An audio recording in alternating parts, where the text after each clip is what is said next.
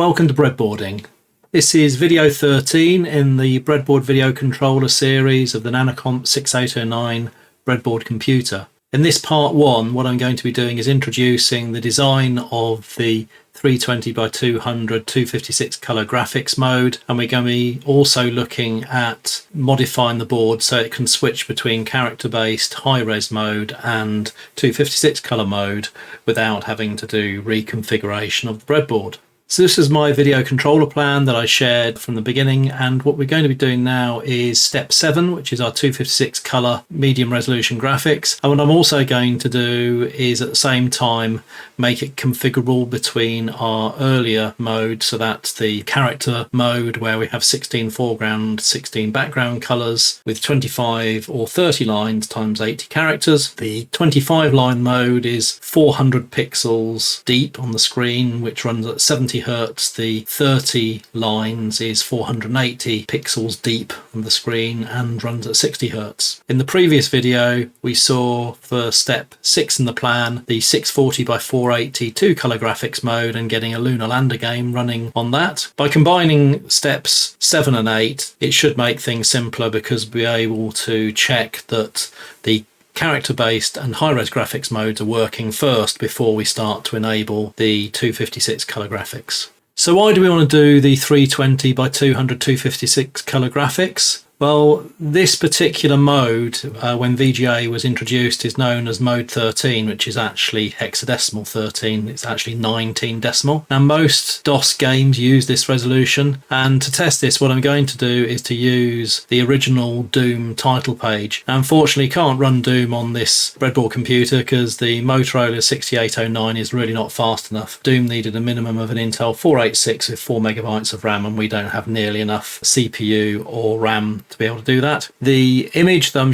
be showing you is a PNG format. It's about 35K and has a palette of 239 colors. So PNG allows the color palette to be stored within the file, and then that is then used to display out of a palette of 256, which our card is able to do. That's known as indexed color. Now, it's too big to load directly into the Nanocomp RAM because we only have 32K at the moment. So what I will be doing in later parts of the video is converting that into the SREC format we're using to download into memory, and I think I can configure that in a way where we can load that directly into the paged video RAM. So let's just have a quick look at the image we'll be doing, though. This is the classic Doom title page, obviously copyright ID software there, and if we just have a look at the raw image itself, and if we just zoom to fit, if we look at the resize here, you can see here that it is 320 by 200 pixels, and I have run a utility on this and it analysed the palette information in here,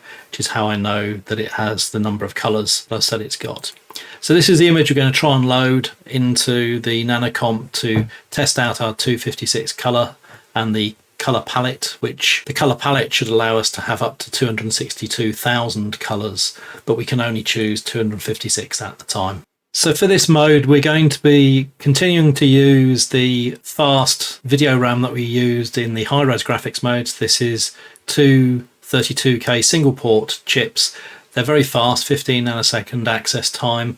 The original RAM on video cards back in the 1980s wouldn't have been anywhere near as fast as this, and this has allowed us to be a bit more flexible in the design of how we do the memory timing. And just as a comparison, the higher capacity static RAMs you can get today have 55 nanosecond access time, so even the larger RAMs might struggle a little bit with some of the timing signals that we might need for doing pixel level rendering here with 1 byte per pixel. So 256 colors is going to use 1 byte per pixel, and I'm going to be using a special VGA chip. This is an INMOS INMOS, I think G176, and what that is the VGA digital analog converter, and this is a chip specifically designed to support VGA video cards and allows a palette of 256 colors with 18 bits of color data, so that's 6 bits for red, green and blue to be chosen. So that gives us a potential palette of 262,144 colors to choose from.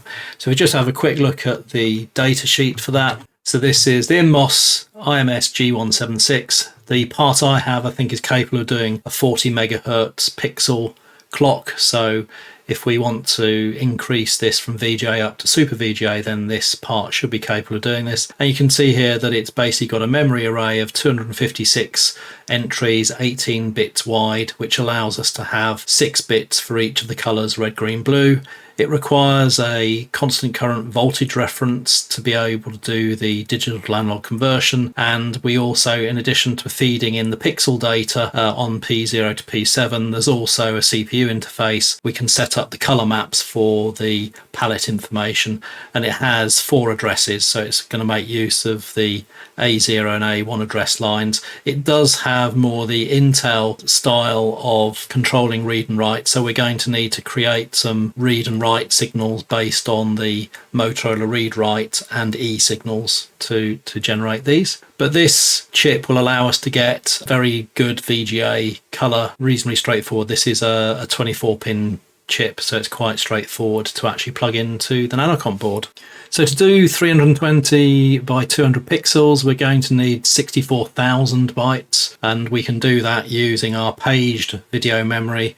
So we're going to be using pages 0, 1 and 2 of the full 16K, and then page 3 will just have a little bit less of that, about 14.8K we'll need. We're going to be dividing the screen up into still characters, because the CRTC chip, the 6845 that we're using, still is fundamentally a character-based chip. So we're going to be dividing up the screen into, across the way, 80 characters, and what we're going to do is to try and do 4 pixels for each character, so that gives us our 4 times 80, 320 pixels. And then down the screen, what we're going to do, we need 200 lines down the screen, and if we use the timing that we used for the 25 line VGA mode, 400 lines at 70 Hertz will actually give us a good display.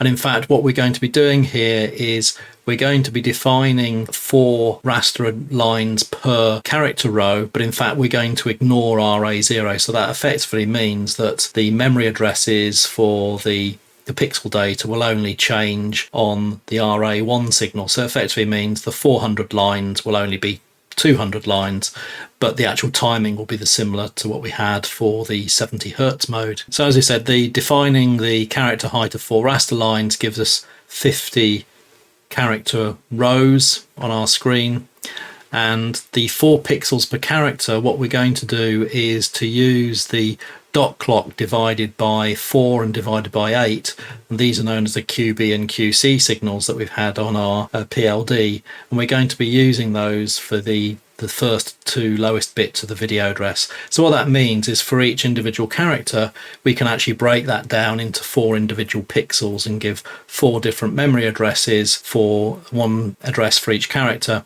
And then we're also going to be using our page address register, where we've got PA0 and PA1 to map our 64K of video RAM into a 16K page that we can access by the CPU. And we also have in the same page register the graphics mode 1 and graphics mode 0, which we use to determine which graphics mode we're in. So let's just have a look at the configuration spreadsheet, where we've got the detailed information on the mapping of this particular mode. So this is the same spreadsheet that I've used for the character mode, for the high-res graphics 2-color mode, and this is one that I've done specifically for our 320 by 200 by 256 colors. So over here we can see that if we think of the pixels here, within the first character cell we have 4 pixels, and we're actually only using the row address 1, so that when we actually start our display at 8000 hex, then this will be the first pixel, second pixel, third pixel, fourth pixel, and then when it goes on to the next row address, the next pixel in memory will actually be below it. And then we can see here that we can see the QB and QC values determine, going from left to right, which pixel we want. Then we go on to the next memory location. This will actually take us back up to the character cell 1, and again we'll do row address 1 equals 0, then row address 1 equals 1. So effectively what we're having to do is to zigzag up and down a little bit, not to the same extent we did with the high-res graphics. In high-res graphics we were going down 8 lines before we went to the next character along. In this case we're only doing 2 lines. And then over here we can see that for each of the video chips, so this is video RAM 1 and video RAM 2, then you can see the CPU addressing is fairly straightforward. We've got CPU addresses going from CA0 down to CA13, which is kind of our 16K range. And then we're using for the address line 14 the page register 0 value, and then the page register 1 value is being used for the chip select for that, so that will be when it's 0. And we can see for the second chip we'll use the page register PA1 equals 1 value. So the bit that's a bit more tricky is over here for the CRTC. When the CRTC chip is driving the RAM, you can see here that the character values that get generated by the CRTC from the MA lines only kick in for address line 3 onwards, and in fact for the A0, A1 and A2 we're actually using these two clock signals and the raster address 1 value. Remember, we don't use raster address 0, so we can double scan our lines, so that rather than doing 400 lines we're only actually going to be having 200. So over here we can see our 6845 CRTC configuration is in fact going to be 80 characters and 100 character rows with 4 raster lines per row. So that gives us our total of 400 rows and our same timing as a 70 Hz 80 by 25 character mode. And our 80 characters by 4 pixels gives us 320 pixels of 8 bits, which gets us 256 colours for each pixel. So as far as the height's concerned, we've got 400 lines, although we're ignoring RA0 to get our double scanning, and that means we've got 200 lines, but we need to configure 100 character rows. Now this information here, what I've then done is summarise this over into our new PLD configuration here. And what this is showing is how the various video RAM address lines and the chip enables are going to be configured for the character mode, for our high-res graphics mode here, and then for our high color mode here. And what this shows is that there's a bit of variation between how the CPU addressing is managed. So in the character mode, we actually use the address line 0 to switch between the character and the color, the attributes, but for the other modes we start at CA0. So this is the reason why we need to have multiplexers to, depending on the graphics mode, to decide how we want to map the CPU address lines and how we want to map the CRTC control lines. And we can see here that where we had the high-res graphics mode that we had in the previous set of videos, we were using the RA0 to RA2 to do 8 lines per character cell for our graphics. And in this one, we're using the QC/QB clock signal. So this is a dot clock divided by 8 and divided by 4, and the RA1 signal to do this. And then what I've then done is use those to define all the rules. So these are the rules for the various PLDs I've already got, and then I've got these new PLDs, so the VRAM CRTC address multiplexer, and I've got all the rules here that we're going to be using for programming the PLDs. Similarly, we've got the CRTC address 2, so this is doing the VA7 to VA14, and then we've got the same for the CRTC and the CPU addressing here. So each of the multiplexes is handling VA0 to VA6 and VA7 to VA14. And in the next part of the video, what I'll show is we'll be programming the PLDs and swapping out the current buffer chips that we've got in here for these PLDs. So if we go back to the diagrams that we had from the previous video, so this first diagram here, this is our high-res graphics mode 2 color, and you'll see that in this particular one we added the additional raster addresses, and we added our page register and graphics mode register. We then added the data going from the video RAM chip was going to the shift register, and then we added another new latch here for the second RAM chip to output the data directly to the shift register, and the shift register was then determining whether or not we showed the foreground or background color. So the the bits here are only determining if we show the foreground or background color. And what we're going to be doing in this new mode, we're going to be using similar information. So we're using the RA0 and RA1 lines, and we're also now got the QB and QC clock signals here as well that we're using. And we've swapped out the buffer chips that we had previously, which were kind of hardwired for each mode. And now, because we're using these programmable logic devices configured as multiplexers, then based on the graphics mode selection here, these multiplexers are going to map the right signals through. So these are sort of configured with our mapping information we've got here.